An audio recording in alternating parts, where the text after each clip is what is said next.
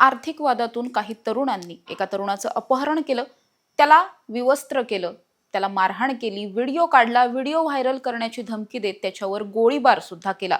हे सगळंच प्रकरण गोकुळनगर परिसरामध्ये घडलं आणि या तरुणानं अतिशय धीरानं पोलिसात तक्रार दिल्याच्या नंतर हे संपूर्ण प्रकरण आता उघडकीस आलंय। विशेष म्हणजे हे सगळं प्रकरण ज्याच्या बाबतीत घडलं तो तरुण आणि हे सगळेच आरोपी हे पूर्वीपासून एकमेकांचे मित्र असल्याची माहिती सुद्धा आता समोर आली आहे। नेमकं या प्रकरणात काय घडलं जाणून घेणार आहोत। नमस्कार, मी समृद्धी आणि तुम्ही पाहताय टॉप न्यूज मराठी। या प्रकरणामधील पीडित तरुण हा कोंडवा परिसरामध्ये राहिला आहे। 31 वर्षांचा हा तरुण आहे आणि वाहन खरेदी विक्री करण्याचा त्याचा बिझनेस आहे। असं असताना काही दिवसांपूर्वीपासून तो या आरोपी असलेल्या तरुणांना ओळखत होता। यांच्यामध्ये काही आर्थिक वाद सुरू होते, देवाणघेवाणीचा काहीतरी प्रश्न होता आणि या सगळ्यामधूनच या जवळपास 13-14 जणांनी मिळून 31 डिसेंबरच्या रात्री 11 वाजता कात्रज कोंडवा रस्त्यावरती असलेल्या गोकुळनगर परिसरामध्ये हे सगळं प्रकरण त्यांनी या तरुणाबरोबर केलं। सगळ्यात पहिल्यांदा त्यांनी या तरुणाला जबरदस्तीने कारमध्ये बसवलं, त्यानंतर गोकुळनगर परिसरामध्ये नेलं, तिथे नेऊन त्याची संपूर्ण कपडे काढले, त्याला विवस्त्र केलं, त्याला बेदम मारहाण केली आणि त्या सगळ्याच्या नंतर इतकं कमी की काय म्हणत व्हिडिओ काढल्याच्या नंतर हा व्हिडिओ व्हायरल करण्याची धमकी सुद्धा दिली, पोलिसात तक्रार न करण्याची दमदाटी केली आणि त्यानंतर मंगेश माने नावाचा या प्रकरणामधला एक आरोपी आहे। या मंगेश मानेनं थेटपणे काय केलं तर ज्या कारमध्ये अपहरण केलेलं होतं त्याच कारमध्ये एक पिस्टल ठेवलेली होती। ही पिस्टल आणून याच तरुणावरती गोळीबार करण्याचा प्रयत्न सुद्धा झाला।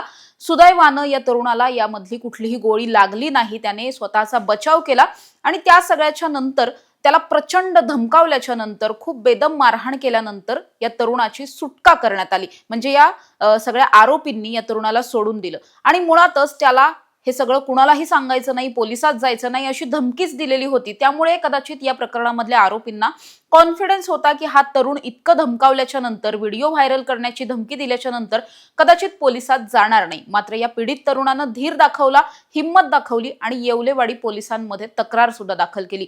या पार्श्वभूमीवर आता येवलेवाडी पोलिसांमध्ये जवळपास 13 ते 15 जणांविरोधात गुन्हे दाखल करण्यात आलेले आहेत। या प्रकरणामधल्या काही आरोपींचा शोध पोलीस घेताना पाहायला मिळतात, काही आरोपी पकडले सुद्धा गेलेत आणि काहींचा शोध सुरू असल्याचं सगळं पोलिसांकडून सांगण्यात येत आहे।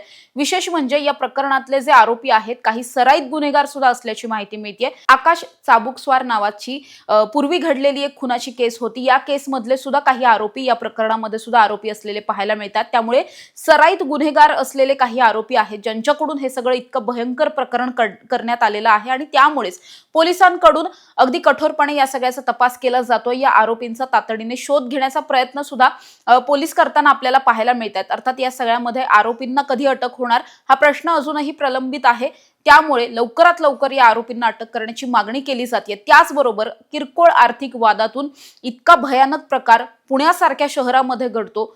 मुळातच शिक्षणाचं माहेरघर असलेलं, सांस्कृतिक राजधानी असलेलं पुणे शहर हे अशा पद्धतीच्या घटनांमुळे कुठेतरी नावारूपाला येत असलेलं पाहायला मिळतं आणि त्यामुळेच पुणे पोलिसांवर मोठे प्रश्नचिन्ह निर्माण केले जातात। कायदा आणि सुव्यवस्था आहे की नाही असा प्रश्न सातत्यानं उपस्थित केला जातो आणि त्यामुळेच या प्रकरणामधल्या आरोपींना तातडीनं शोधण्याचं आव्हान आता पोलिसांसमोर निर्माण झालंय। अशाच ताज्या आणि महत्त्वाच्या बातम्यांसाठी तुम्ही पाहत राहा टॉप न्यूज मराठी। आपला महाराष्ट्र, आपली बातमी।